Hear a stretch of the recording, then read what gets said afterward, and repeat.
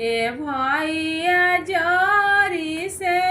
काटाव तुलसी गछिया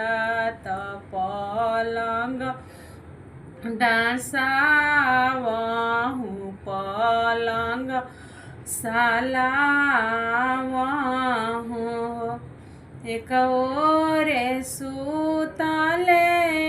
नंद जी त एक ओरे जसोदा मैया हो हे लाला बीचावा में सोवे श्री कृष्ण देखत निकल आगले देखत निकल आगले हंसी बात पूछले नंद जी अपना जसोदा रानी से हो ए रानी के करावरण के होरी लावा देखत निकल आगले देखत निकल ए रानी के करा धर्म से होरी लावा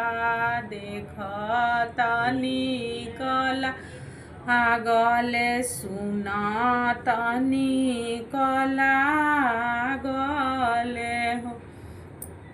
ससुर जी के हवे करम से त सासु जी के धर्म से नु हो ये स्वामी रे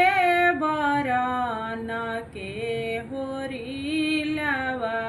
देखत निकल हंसी बात बोलले जसोदा रानी सुनी सिरवा साहेब हो ये साहेब रे धर्म से होरी लावा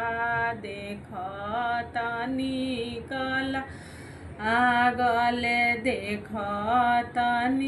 ए साहेब रे बरन के होरी लावा देखत निकल आगे सुनत निकल।